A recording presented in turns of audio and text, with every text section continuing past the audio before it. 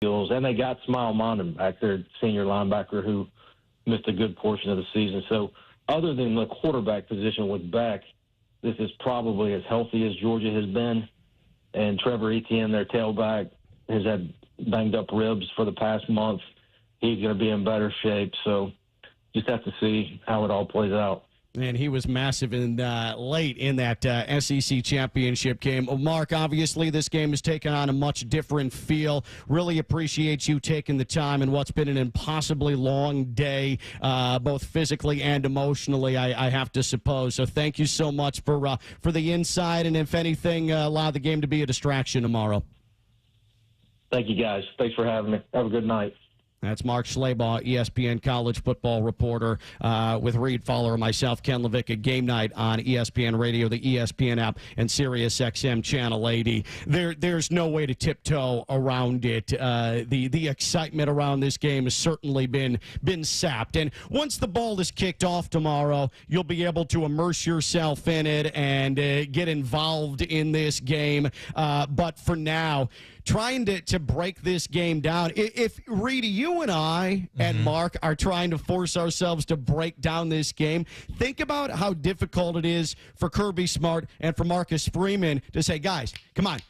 We got to lock in, do some film, take it easy. They have been in their hotels, have not left their hotels all day long. And as someone who I've been around college football for decades as a play-by-play voice, and you're in these hotels, and these players are locked in. They have itineraries minute by minute. Be here, be here, be here. Any change in that routine is jarring. I can't even imagine what these two coaches and these coaching staffs are having to do to ensure that everybody is still pulling in the right direction here. Right, and then it feels unnatural when something like this happens, Ken. That's a great word to use, yes. Right? To say that, like, let's keep on our P's and Q's here. Let's keep on the routine, because you just can't, right? This is a talk and a humanitarian crisis of emotion and of real life and reality. And so when you're these coaches, and that's why I mentioned earlier, Ken, when you're Marcus Freeman or Kirby Smart, this is where you really have to be that paternal figure, in my mind, because the chips will fall where it's like you've already prepared for the test, right? And then something happens like this, you have to rely on that preparation. But it does, and if I'm putting myself, and you kind of heard it from Mark there, when you go through all of the different steps of where this could have happened and this could happen, you start to realize, you get existential, you start to realize you remove yourself from the moment, and then things that are important become important. And I think for these teams and for these players, and especially for these staffs, that's what you got to stick to, right? Are the things that are important, which is, every life is precious and every moment is precious. Every opportunity is precious. And so take advantage of that and go out there and have fun as much as you can, barring what has happened in New Orleans. Football coaches and coaching staffs, they are paid lots of money to prepare for every contingency. This is one that you certainly don't have, as something that you would have to potentially plan for. Up next, after a blowout loss, is the 1 seed and undefeated season until tonight. How do we put this Oregon football season? With Reed Fowler, I'm Ken Levicka. Game night on ESPN Radio, ESPN app, at Sirius XM Channel 80. Hi, this is Evan Cohen. Join us Thursday, 6 a.m. Eastern for Unsportsmanlike. Texas survives a wild double overtime win over Arizona State in the college football playoff. Did they show us enough to think they can advance in the semis? We'll discuss Thursday, 6 a.m. Eastern, Unsportsmanlike, ESPN Radio, ESPN2, and ESPNU.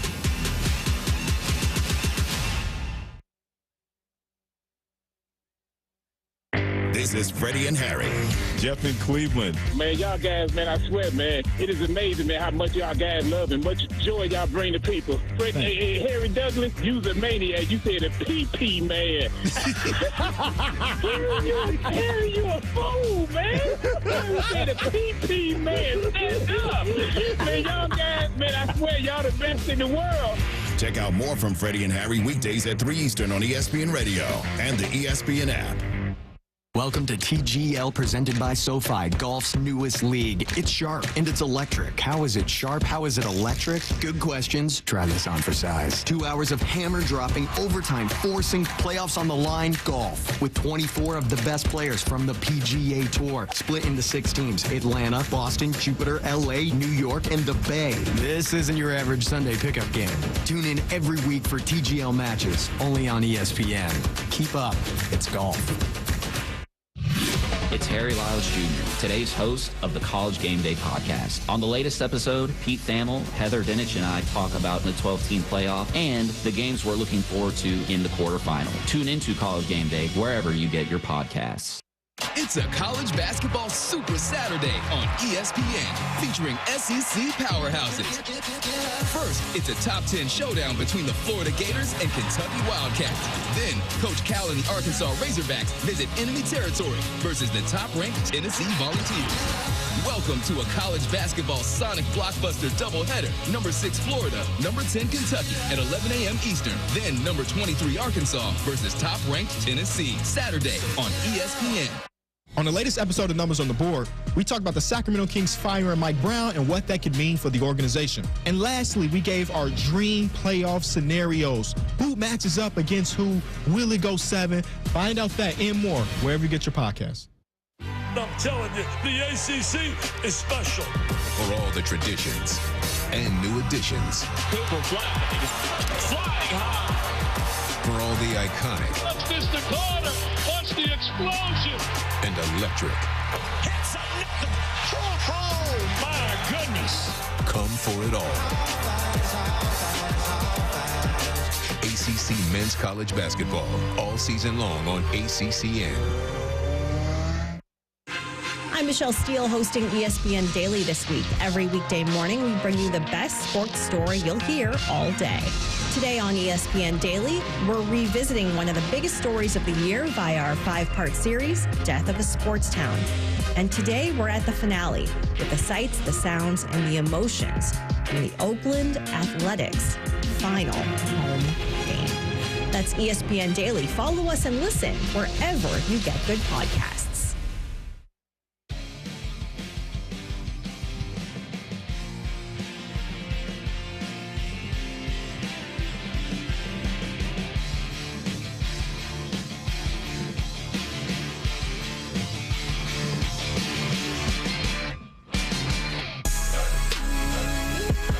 Second down, play fake. Howard plants. Howard throws over the middle, wide open. Jeremiah Smith caught, touchdown.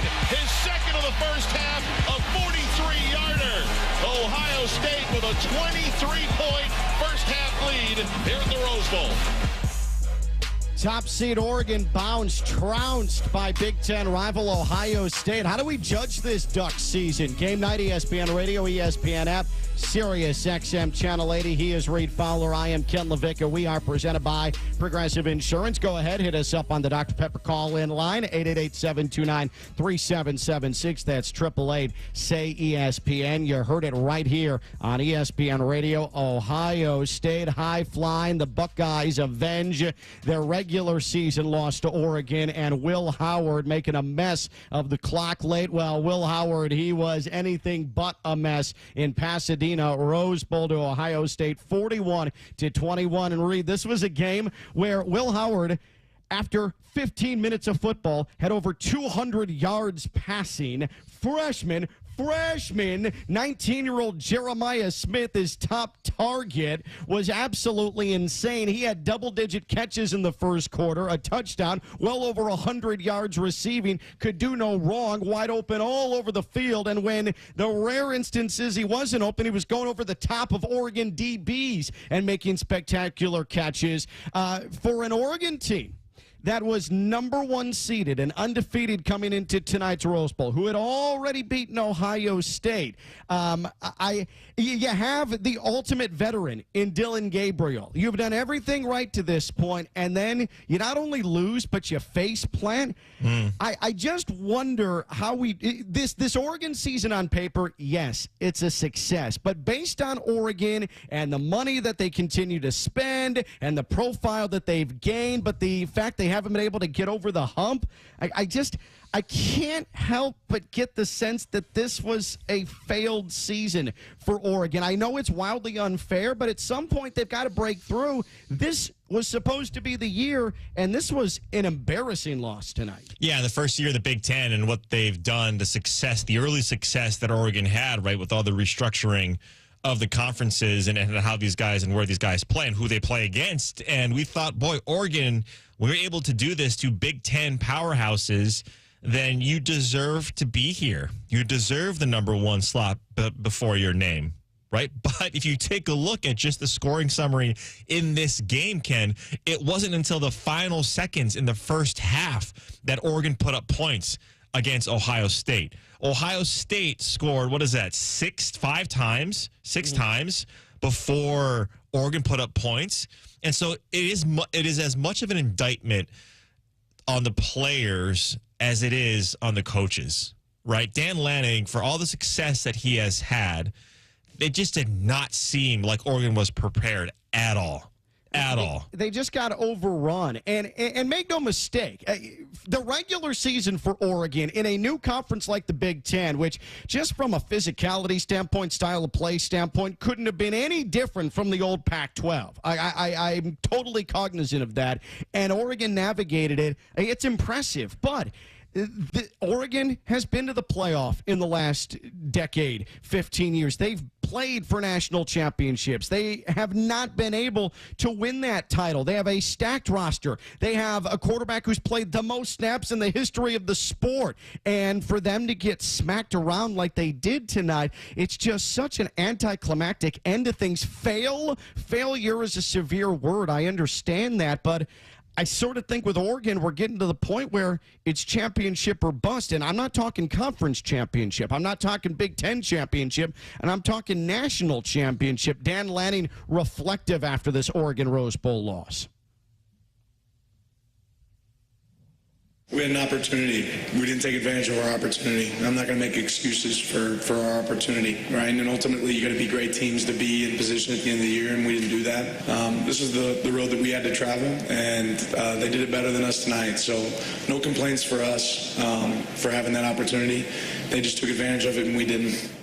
I just think, based on context, like Dan Lanning, I don't think Reed would disagree with me that this season ended up being a fail. I just get the sense that he has a certain standard, and losing big, getting down 34-0 to Ohio State in the Rose Bowl, this is not what he envisioned. That's a fail. Right, it's a fail, and he's going to be the first one to accept it and put it on his shoulders. Now, the one thing that you always need to look at when it's a score like this or a game like this is where did it break down? And I always look at, can these teams make adjustments, right? Can these coaches make adjustments, not even at halftime, but within quarters, right? Within series. It's because when you see that Ohio State's putting up 17-0, can you make adjustments? Now, do you have the personnel to make those adjustments, right? Then you start to do all those things. Yes, you can't do everything within the game, right? Because you're already there. But that's the big thing that I look at and how I assess coaches and teams. And right now, to your point, Ken, it is a failure. It is a failure to, and when I mean failure to prepare, it is not that they did not come into this game fully prepared to win with their personnel, with their play calls. It's that when you get punched in the face, what is your recourse? And clearly there was nothing that they could have done, right? They did not prepare correctly to mitigate what Jeremiah Smith was catching touchdowns, Ken, wide open. I mean, nobody within 20 yards of him. And to your point, Reed, I mean, when you give up 4 touchdowns in a half, specifically this first half in the Rose Bowl, and all 4 of them are 40 yards or more, that right there is a fundamental breakdown.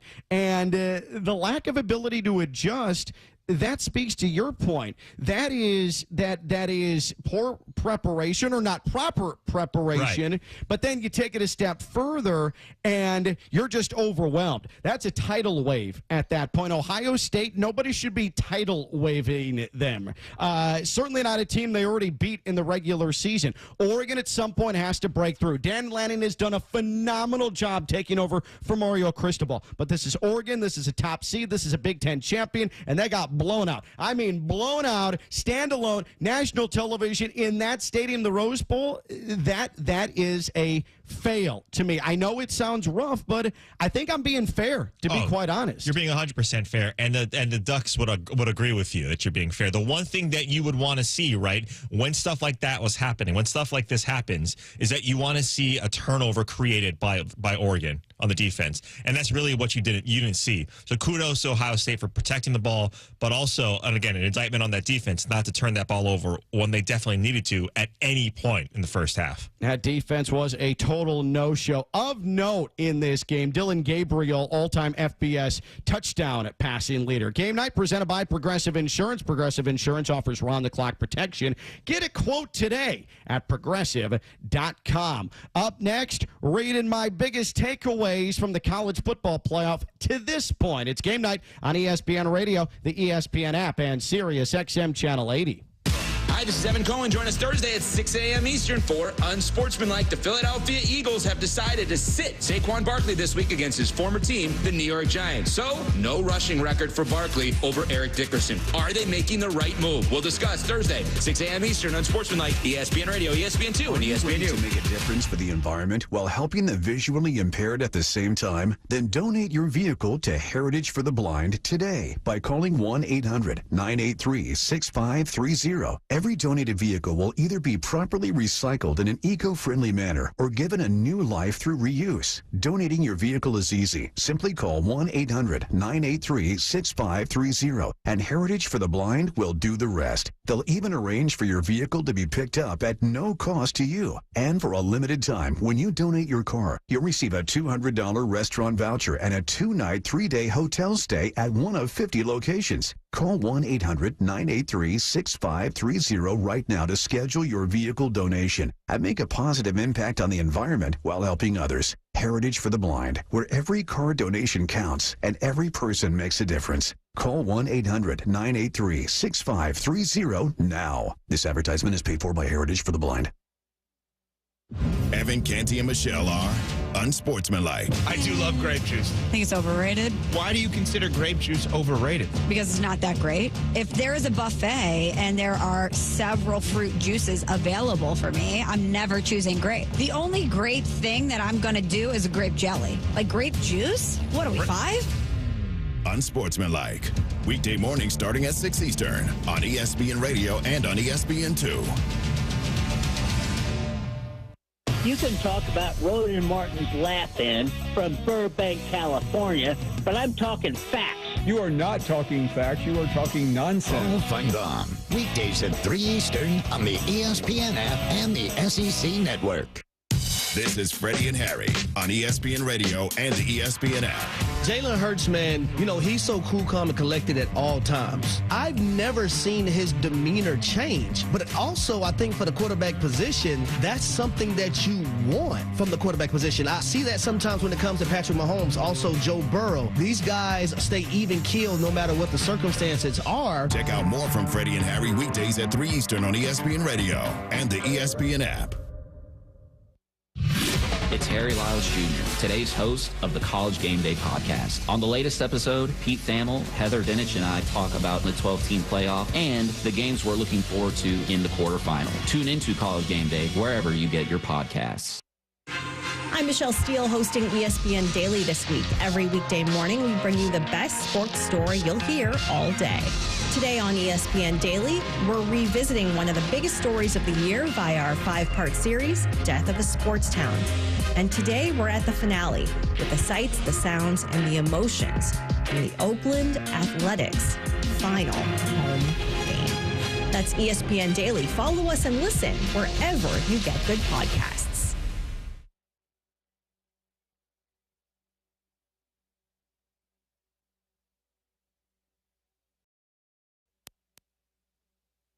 This is Sports Center. Happy New Year. I'm Doug Brown. The Ohio State Buckeyes put up 34 points in the first half on the way to hammering top seed Oregon 41-21 in Pasadena. Will Howard throws for 3 touchdowns. Travion Henderson runs for 2 scores of his own as Ohio State gets payback for a 1-point loss to the Ducks in Eugene back in October. Today's Peach Bowl in Atlanta, the best game of the playoffs so far, no discussion necessary. Arizona State comes back from 16 down in the fourth quarter. Texas scores touchdowns in the first 2 overtime periods and then turns it over to the defense. 3 receivers to the left. Levitt modifies the pistol into a shotgun. Snap. Fake to Scatterby. Throws. Left side. Intercepted. It's picked off by Texas and Mukubu. And the Longhorns on to the semifinals. Anish Shroff on ESPN Radio. The win for Texas, 39-31 in double OT. They advance to the semifinals against Ohio State at the Goodyear Cotton Bowl Classic. After today's deadly attack on Bourbon Street in New Orleans, tonight's Sugar Bowl game for Georgia and Notre Dame was pushed back to tomorrow at 4 p.m. Eastern on ESPN Radio and TV. In the NBA tonight, the Pistons beat the Magic 105-96. Jaden Ivey with 22 points, but he had to leave with an apparent severe left leg injury. The Knicks win their 9th in a row, beating the Jazz 119-103. Hi, this is Evan Cohen. Join us Thursday, 6 a.m. Eastern for Unsportsmanlike. Texas survives a wild double overtime win over Arizona State in the college football playoff. Did they show us enough to think they can advance in the semis? We'll discuss Thursday, 6 a.m. Eastern on Sportsmanlike, ESPN Radio, ESPN2, and ESPNU.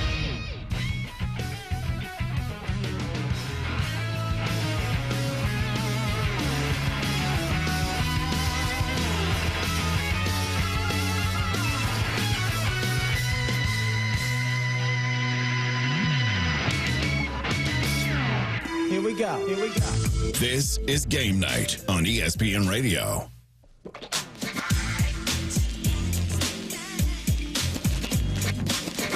And welcome back to Game Night on ESPN Radio and the ESPN app, Sirius XM Channel 80. I am Reed Fowler, joined with Ken Levicka, presented by Progressive Insurance. ESPN Radio has you covered for the college football playoff quarterfinal action. Tune in tomorrow for the All-State Sugar Bowl. Coverage begins at 3:30 p.m. Eastern on ESPN Radio and the ESPN app. You're hearing myself and Ken right now because the Sugar Bowl, like we just mentioned, has been postponed with the deadly shooting, or the deadly attack, 15 dead in New Orleans on Bourbon Street, where a truck ran through some New Year's celebrations yesterday, Ken. And so, obviously, we do this show with a heavy heart. We hope that everyone is finding solace in their family and their friends and their loved ones. And we hope that we can provide a respite with what we provide as solely entertainment, right? We know that the All-State Sugar Bowl is, like we've mentioned throughout the show, not a priority when it comes to something like this. Yeah, and when something like this happens, like what we've seen with this tragedy in New Orleans on Bourbon Street, a common refrain is, oh, it really puts sports in perspective. If you need that to be said after something like this, you're just a complete dummy. Let's just go ahead and call it what it is. I mean, you're just kind of dopey. So you automatically should know where sports lies in the grand scheme of things when you have what to this point has killed 15 people in an evil and unrepentant and completely unnecessary tragic attack like we saw in New Orleans. That said, there is something to be said about this being a distraction. This game has been moved to 4 o'clock tomorrow. Yep. And I, for one, am, while being totally cognizant of everything continuing to happen with this attack and continuing to develop, I'm going to sit back and I'm going to enjoy this game because it is a big game and because we love sports and because it gives us necessary distractions like tomorrow will. I'm looking forward forward to Georgia and Notre Dame. Yeah, and that's it. Notre Dame ranked 7th, Georgia 2nd in the college football playoffs. You teased it in that last segment, Ken, and our biggest takeaways. And, when looking at the college football playoffs, right, it started December 20th, so it's been a while, right? We've had, 2.5 weeks basically right around there to be. This is taking forever. I know. It feels like 2.5 months, but we've sat in the college football playoffs, right? Maybe belt undone, maybe the guts hanging out in the college football playoff just room, the man cave, if you will. Do you have a man cave? I don't. I don't have any caves. Not a man. I don't have any caves. You are not an owner of any cave. Or she shed, okay? Or she shed, which, by the way, she sheds are amazing. They're fantastic. So shout out to anybody who has a she shed. An absolute respite from society. So good on you if you have a she shed. And it smells better than a man cave. Oh, absolutely. Yeah. But anyway, going back to what we were talking about earlier is our biggest takeaway from the college football playoffs so far. So I'll go first, Ken. And when you take a look at, obviously you can talk about Ohio State, Oregon, right, the 41-21. That's more recency bias. I take a look at the entirety of it, right? We've had 7 games so far. Like you mentioned, the All-State Sugar Bowl will be played tomorrow, 4 p.m. Eastern.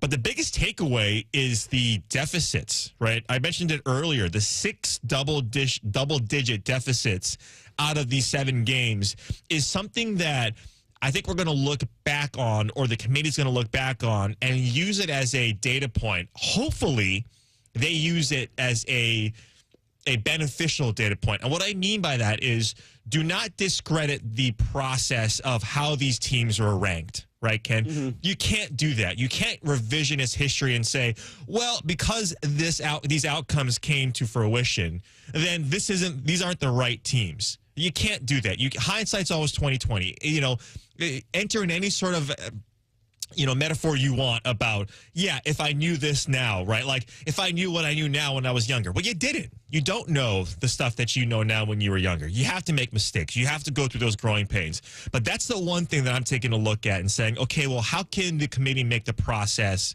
better? Is there going to be a quantitative approach towards wins, losses? Can you put them in sort of a quote-unquote Excel sheet and say, okay, because you did this, you did that. Now, I'm not saying that's the thing that they're going to do or that they should do, but this will give you another data point. So that's one of my biggest takeaways is that these deficits are data points that the committee can use to better the product. That's sort of where I'm at right now, and then obviously looking forward to the Georgia Notre Dame game.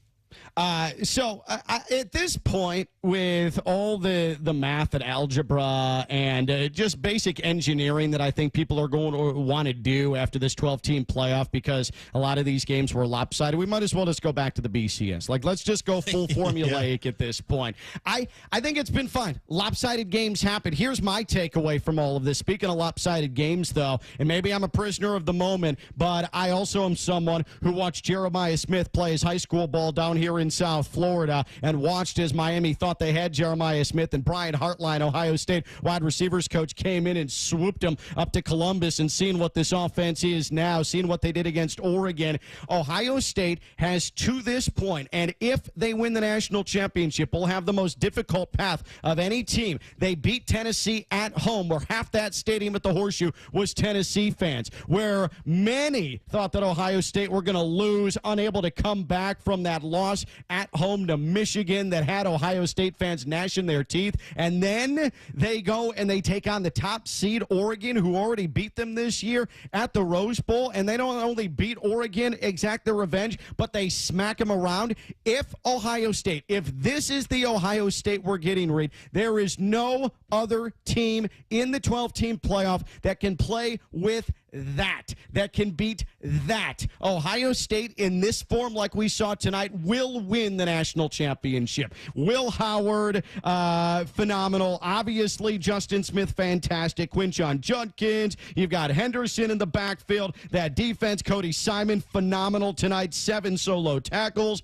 He had 2 sacks, 3 TFLs. No one's beating that, Reed. Ohio State is the best team in this playoff when they're Ohio State. Yeah, Cody Simon coming out of every single gap, running down Gabriel every single time. It felt like he had it felt like there were 3 Cody Simons on the field. Man, from where he was. Zeros everywhere. Zeros everywhere. You're absolutely right. The defense came to play as well.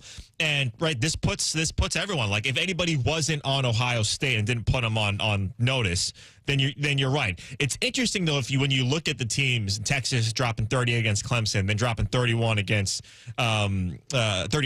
against Arizona State, Ohio State 240 burgers, right? Penn State dropping in the 30s. Like, these are high scoring games that you need to put up points. And so when you're in this Notre Dame, Georgia, which is going to be interesting, I think it's going to be different.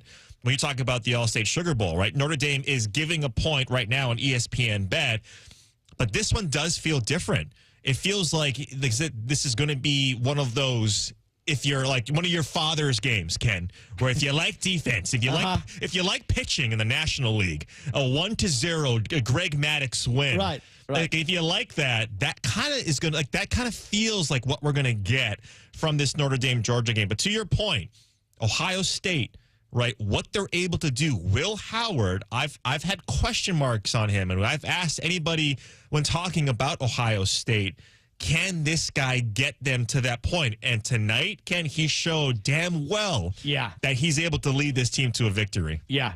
I don't think there's any doubt about that. Again, that level, there's no team in this playoff that can beat that. Another thing that I wanted to point out, a takeaway of mine, is, Reed, today, the get-in price for the Peach Bowl, a really attractive matchup. Fun. Texas, Arizona State. You've got a 5 versus 4. Let's go. This is good stuff, right? You could get in to the stadium. You could get it in Mercedes-Benz. $23. Wait a second. $23 was the get-in price. And this suggests to me that we are spreading college football fans too thin, okay? You had Texas fans who already had to pay in Austin to see the game against Clemson. Then they're going to go to Atlanta, and they're going to fill up Mercedes-Benz. No, because you need to save money for the semifinal. For the Orange Bowl, you need to save money for the national championship game. Here is my takeaway. We need to have home site games up until the semifinals. We need to have home site games up until the semifinals, because also it's very awkward. Ohio State, they win the Rose Bowl, and now they can also be Cotton Bowl champions next week. Right. That doesn't sit well with me at all. Let's play home sites up until the semifinal and just have them playing for going to the national championship game. You should be winning multiple bowl games, Reed. I don't like it. I don't like it right now. Yeah, and to your point, let me get something off my chest really quickly here, Ken, about these bowl game, post-game, confetti-filled, like these pomp and circumstance trophies, and all these the pageantry. You want a quarterfinal game. Like, I get that you got to pay bills. I get that there are sponsors. I get all of that, but the confetti, Ken? It's like in baseball after you're winning the wild card round and you're spraying champagne all over the locker. You haven't won anything yet. Yeah, Ohio State players with roses in their mouths, and look, I get it. This cheapens the freaking Rose Bowl. You won a quarterfinal game. You won the chance to go to get a chance to go to the final game. That's what you did. So cut the confetti out. All right, cut it out. And I might be in South Florida now, but I grew up in Big Ten country. I will not stand for a team winning the Rose Bowl for the right to go play in another bowl game. Yeah. That's the game right there. Right. That's the game. It rubs me the wrong way. So, again, $23 to get in to amazing. A quarterfinal game in the college football playoff, that's not good. That's not the intent of this college football playoff. Oh, one more thing here, Reed. Yeah. I thought Boise State represented the group of 5 very well against Penn State. Penn State just too physical, just too good, especially along the defensive front. They had major tight end mismatches with undersized linebackers and DBs with Boise State. But I thought Boise State, they made too many mistakes to beat Penn State, but I thought they hung with them. Well done to Boise State. Group of 5 acquitted itself nicely in the first 12-team college football Group of 5 mascot, Boise State.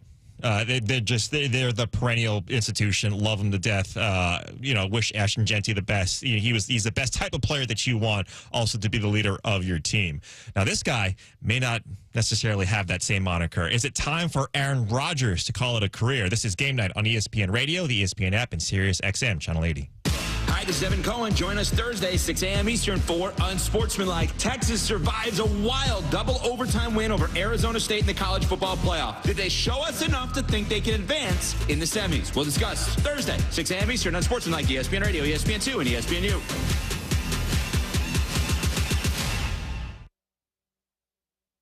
You promised. I took the garbage out. No, I'm talking about all the work we need to get done around here. I know. We need a new roof and we need replacement windows. How about a new bathroom and some overdue remodeling? And how are we supposed to pay for all that? My sister said she called Remodeling Loans and they were able to find her certified contractors. That's great. But how'd she get the money to pay for all that? Remodeling Loans offered 0 interest for 60 months.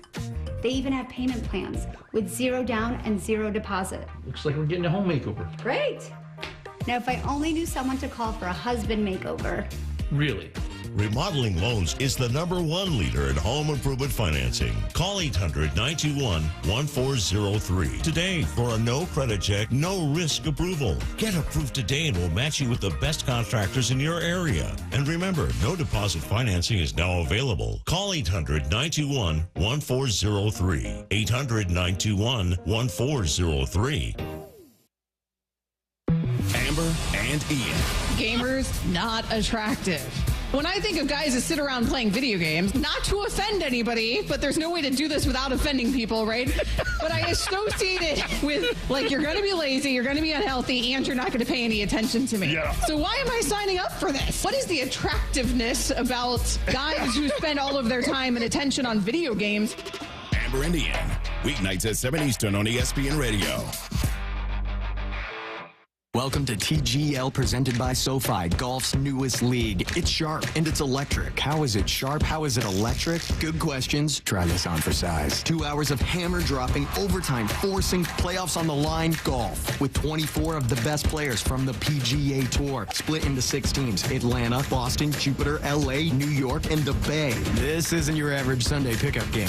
Tune in every week for TGL matches. Only on ESPN. Keep up. It's golf. It's Harry Lyles Jr., today's host of the College Game Day podcast. On the latest episode, Pete Thamel, Heather Dinich, and I talk about the 12-team playoff and the games we're looking forward to in the quarterfinal. Tune into College Game Day wherever you get your podcasts. Buckle up and get ready for all the heart. College basketball better than ever. This is must-watch television and all the love. The most electrifying players in the nation. For all the moments. My goodness, a show-stopping highlight. And all we are. Come for it all. ACC Women's College Basketball. All season long on ACCN. Hi, Treat Davis, host of College Game Day podcast. Emma and I on the latest episode are joined by Bill Connolly. He'll tell us what to look for in the college football playoff quarterfinal. Listen to the College Game Day podcast wherever you prefer to get your podcast.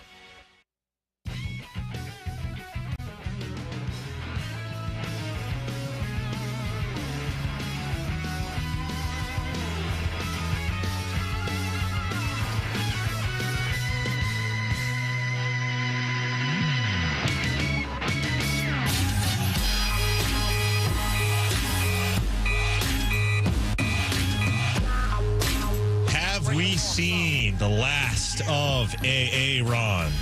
This is Game Night on ESPN Radio and the ESPN app, Sirius XM Channel 80. I'm Reed Fowler, joined with Ken LaVicka.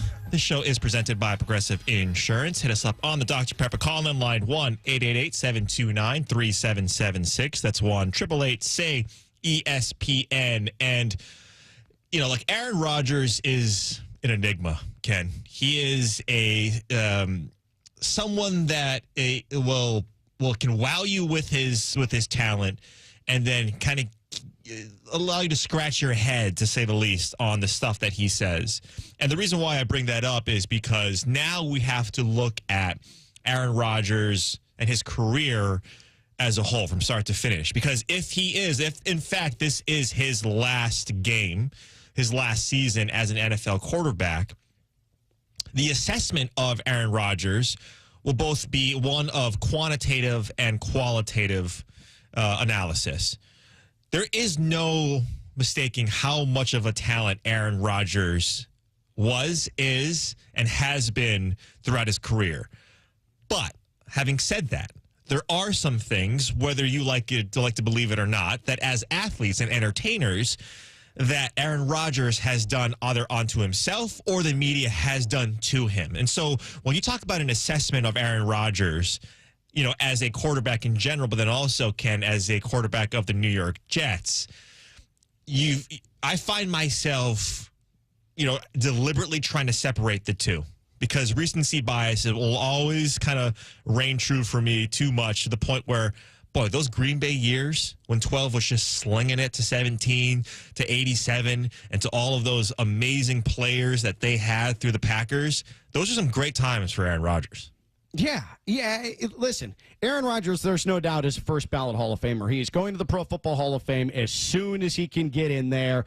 He is one of the greatest of all time. I thought that even final 5-6 years of Tom Brady's career, you could make the argument from a pure quarterback standpoint, Aaron Rodgers was the best player in football over Tom Brady. From ability to get out of the pocket, throw on the run, pocket presence, his accuracy. Hey, Aaron Rodgers, complete package, and he had that up through the very end in Green Bay. But he went to a dysfunctional franchise in a part of our societal climate where Aaron Rodgers got caught up in other things, and that then morphed into what we know now as Aaron Rodgers being toxic, being a distraction. And there's Aaron Rodgers, the quarterback, and I think a bigger issue, Reed, outside of the Achilles injury, has been Aaron Rodgers, the leader. Aaron Rodgers said all the right things. He was going to be the elder statesman. He was going to come in and make everybody better around him. He was going to teach how to win, and he's done none of that, and he's been a complete hypocrite, because this is the same guy who, in his exit interview last season, said this team needs to learn how to get all the bull bleep, you know, what he said there, out of the building, keep everything business in the building. Meanwhile, every Tuesday, he's on Pat McAfee. Meanwhile, he is responding to Ryan Clark and asking about vaccine statuses and doing all that. He's the one who's bringing all that into the building. That finds its way, seeps into the building. So Aaron Rodgers, if I'm the New York Jets and I truly want to try and win and do something and turn the page and start going in the right direction, Aaron Rodgers can't be a part of this anymore. He does more harm than good, because he's the ultimate distraction. He's everything that he says shouldn't be in that Jets locker room, but he is the poster boy for that whole thing. Yeah, and it's gone downhill very fast, right? The precipitous downfall of Garrett Wilson and his relationship with Aaron Rodgers. And it just, like you said, the culture around it just doesn't, it just never worked. It was a failed experiment. But here's Aaron Rodgers on what he's thinking ahead of his possible last game in the NFL. Just a lot of gratitude for the last 20 years and the many countless lives I've encountered, and amazing teammates and coaches I now call friends. Experiences I've had, memories, a lot of great memories, a lot of great people impacted my life. Ones that know it, ones that might not even know it, you know, by just side comments or putting an arm around me at the right time. But not just those 20 years, you know, I had great college coaches at Cal and junior college and high school coaches. And, you know, this game has given me a lot. I've given a lot back to it, and I'm thankful for it. I'm not thinking, you know, I won't be thinking about that come game day. I'll just be enjoying this. I'm trying to stay in the moment, but of course it's been a long career. I'm really proud of what I've been able to be a part of, what I've been able to accomplish, and also looking forward to a nice mental and physical rest. Well, again, it sounds like this is his last game. I would be so surprised. I don't think he wants to go out like this. I think it's his last game with the Jets, but here is my big, bold prediction with Aaron Rodgers. Okay, let's hear it. Because there is one team that has been able to stay stable through some really weird personalities coming through there and still finding ways to win, finish above 500, put themselves in a position to go into the postseason. Arthur Smith almost went to the Jets, according to reports, to help out Nathaniel Hackett, Robert Saleh in the offseason. I think Aaron Rodgers with Justin Fields and Russell Wilson, they could conceivably both be out of Pittsburgh. I could see Aaron Rodgers closing out his career with Mike Tomlin in Pittsburgh, and I think that they could maximize what's left of Aaron Rodgers and give him another shot at the postseason. That, Reed Fowler, is my big, bold prediction. Aaron Rodgers, Pittsburgh Steelers quarterback in 2025. We got to clip that up, and if you're out there listening as a Steelers fan, please call us in 1-888 or call us in the call-in line at 1-888-729-3776. Why do you think I'm right? 888-729-3776. Why do you think Ken LaVicka, that is K-E-N, Social Security number is? Right, 333-555. No, you look, and is it inconceivable? No. Right? Because Aaron Rodgers, to your point, that's the personality, is that maybe this isn't the way the story is supposed to end. As much as Aaron Rodgers is, like I mentioned earlier, an enigma and an athlete, he's very introspective as well. Mm-hmm. Right? Very, very introspective. There's no doubt about that. Right. No. Very introspective. And so when you take a look at someone like Aaron Rodgers, and sure, a lot of stuff that he says could be misconceived by the media. This is what we do. We break down as much as we can break down, and we give our opinions, whether he likes it or not. And then he gives us his opinion, whether we like it or not.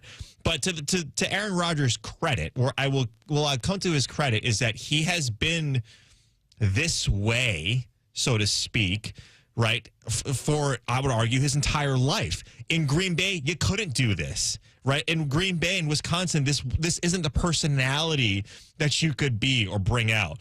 And I'm sure that's why he wanted to come to a place like New York, so he could get opportunities to be on McAfee, to show his personality. So that's my 2 cents on him. I just think that those locker rooms in Green Bay, they were built better to be able to handle an Aaron Rodgers and that personality. He came in trying to be a leader of men with the Jets, and he's not suited to that at all, as we've seen. It has been a catastrophe.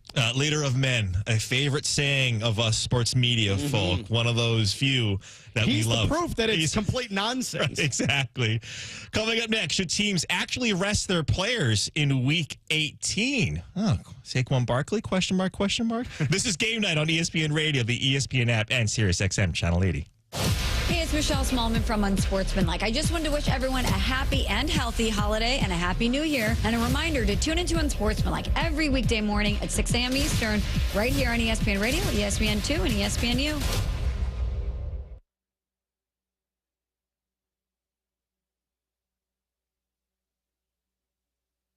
Every 40 seconds, a child is reported missing.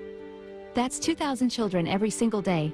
It's a heart-wrenching reality that we can no longer ignore. Find the Children is a non-profit organization dedicated to helping find missing kids. You can be a part of their mission by donating your unwanted vehicle, running or not. Call 1-800-294-0222. We guarantee that you will receive the maximum tax deduction. We provide fast, free pickup with 24-hour response. Call 1-800-294-0222. Find the Children provides crucial resources to help find missing children and educational materials to teach kids how to recognize and avoid predators. Our recovery programs have a proven track record of reuniting kids with their families. It's time to act. Donate your unwanted or unused car. Help us build a world where every child is safe. Pick up the phone and call 1-800-294-0222. Together, we can bring these kids home safely. This advertisement was paid for in partnership with Cars R Us and Find the Children. It's Harry Lyles Jr., today's host of the College Game Day podcast. On the latest episode, Pete Thamel, Heather Dinich, and I talk about the 12-team playoff and the games we're looking forward to in the quarterfinal. Tune into College Game Day wherever you get your podcasts. This is Freddie and Harry on ESPN Radio and the ESPN app. I believe it's Tom Brady and Patrick Mahomes and then Joe Montana. Patrick Mahomes is the most gifted quarterback that we've ever seen in the game. He really is. And I don't believe it's going to take 5 or 6 or 7 Super Bowls for him to eclipse Brady. Check out more from Freddie and Harry weekdays at 3 Eastern on ESPN Radio and the ESPN app. Hey guys, Kevin Clarkman. This is Football Podcast, Mormar Productions. This week, Mitchell Schwartz joins me to break down the Chiefs' chances in January, the best linemen in football, and more for Week 18. This is Football, wherever you get your podcasts. I'm Michelle Steele, hosting ESPN Daily this week. Every weekday morning, we bring you the best sports story you'll hear all day. Today on ESPN Daily, we're revisiting one of the biggest stories of the year via our 5-part series, Death of a Sports Town. And today, we're at the finale with the sights, the sounds, and the emotions from the Oakland Athletics final home game. That's ESPN Daily. Follow us and listen wherever you get good podcasts. Amber and Ian. Can't say it 3 times, James. You know the rules. Say it. Say it, James. Say it. Say it. Can't say it. That's a pretty good Beetlejuice. I was so scared of Beetlejuice when I was a kid. I was so scared to say it 3 times. I remember Were you really? I remember standing like in the mirror trying to get myself to say it 3 times, and I was too scared to do it. 100%. I remember that as a kid. I was so scared of Beetlejuice. Amber and Ian. Weeknights at 7 Eastern on ESPN Radio.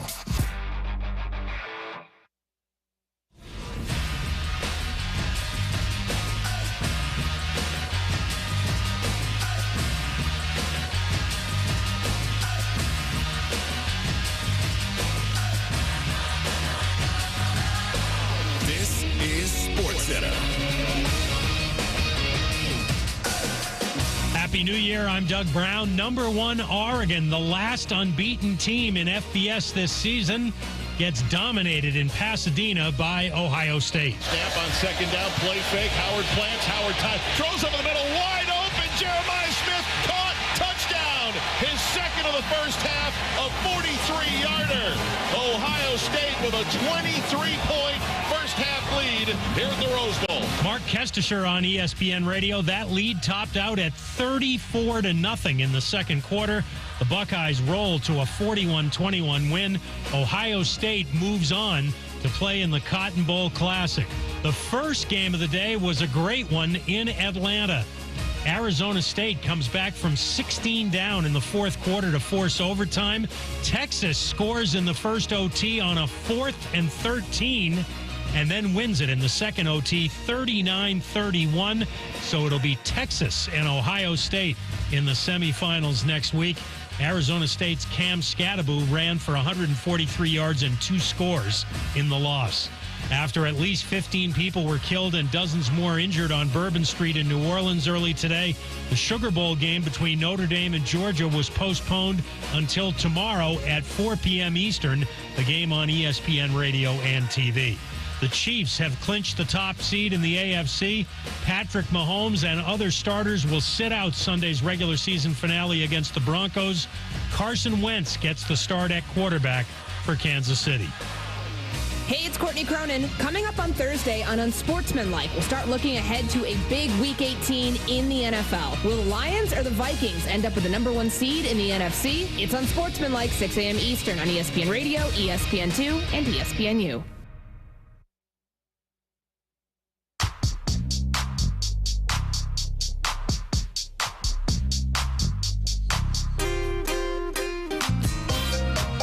I like the way you move, baby. I like the way you move and groove because you set off a fire, a proverbial radio fire.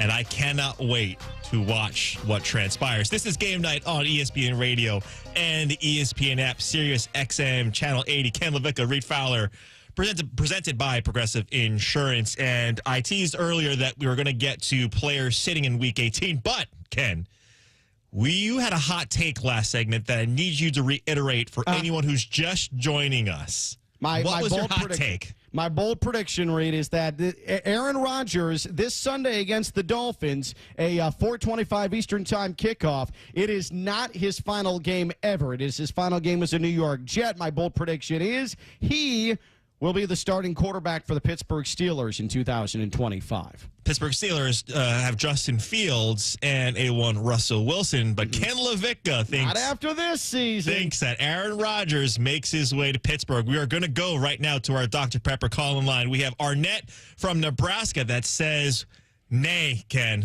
Arnett, welcome to the show. Thank you, gentlemen. How are you doing tonight? Great. Happy New Year's to you. Happy New Year's. Let's get something off your chest right now. Do you agree with Ken Levicka that Aaron Rodgers is going to be the next Pittsburgh Steelers quarterback? I think Ken Levicka is still suffering from last night's party. I did have some eggnog. I did go heavy on the rum last night. No, brother. With all due respect, no. I've been a Steelers fan since '72.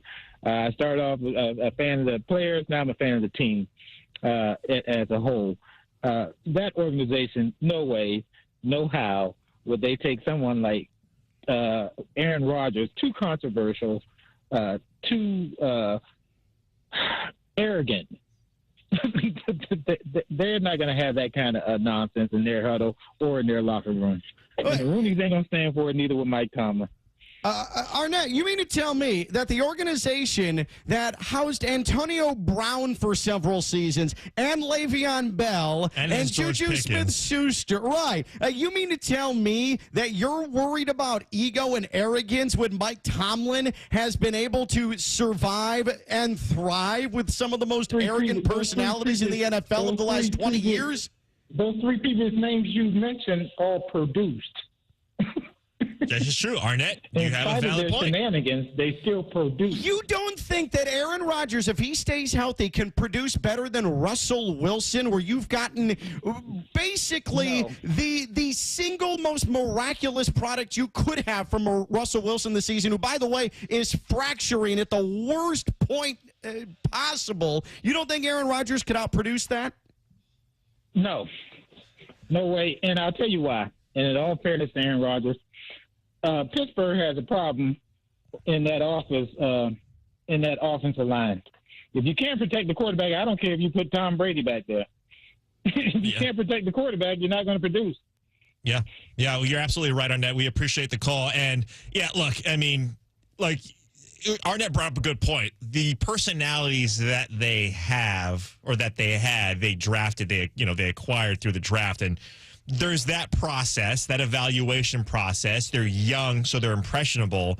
Aaron Rodgers is not that type of guy. So I get where Arnett's coming from, how he feels about that type of dynamic personality coming in. And then also, why would you want to introduce that into it? So I get it. Because Mike Tomlin has the single greatest ability, all right, a top 5 ability in the NFL amongst head coaches of handling personalities, maximizing production from guys who are either struggling or are not quite there yet from being a professional perspective, or trying to squeeze out what's left of a player late in their career. He's an upgrade. Yeah. I would agree that it's either level or it's a slight upgrade. And Reed, he'd come cheap. That's true. You're not having to invest anything either. That's true. Let's go back to the Dr. Pepper call-in line. We have Bo from Ohio, who's also a Steelers fan. Bo, how we doing? Hey, fellas, doing pretty good. First, I want to say Happy New Year. Happy New Year. My thoughts and prayers to those in New Orleans. I believe God is great and America is good, and things are going to come together. However, with that being said, the worst thing I've heard so far this year is what I just heard when I got in the car. My favorite quarterback of all time, Mr. D-Man Aaron Rodgers. Love the guy. However, I'm a huge Steelers fan, one of the biggest in Ohio. Actually, and if you guys remember Dom Capers that used to coach with the Steelers, and there dated my mother in high school, and here in my local town, he's a huge deal.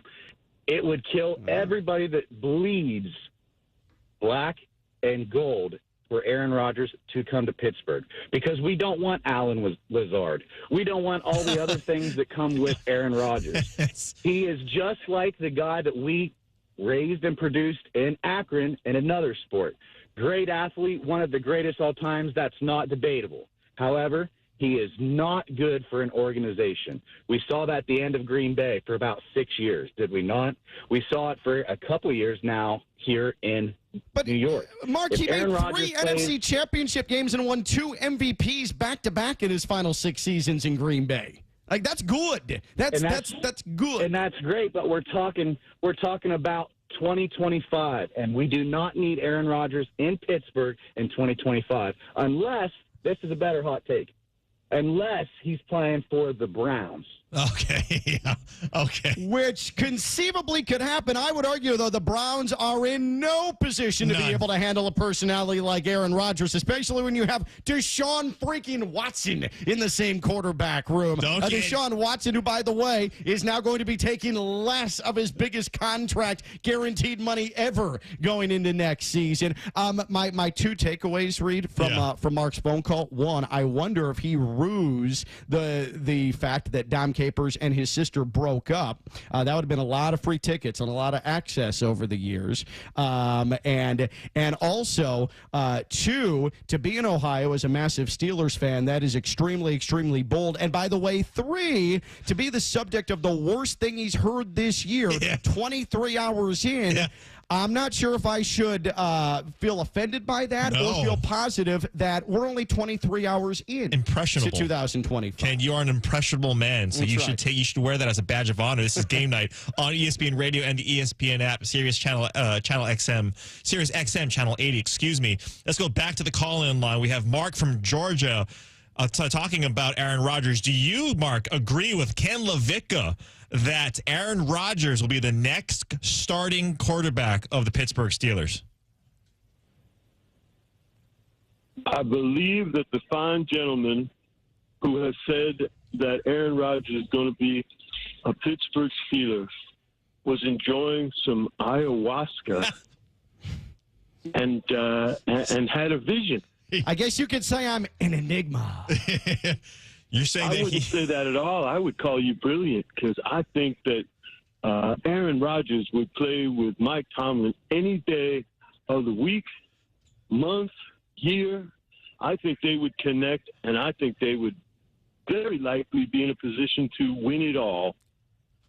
Mark, all I'm saying is that, and I'm not saying they're going to sign him to a long-term deal, but you don't have Russell Wilson, and you're done with Justin Fields conceivably because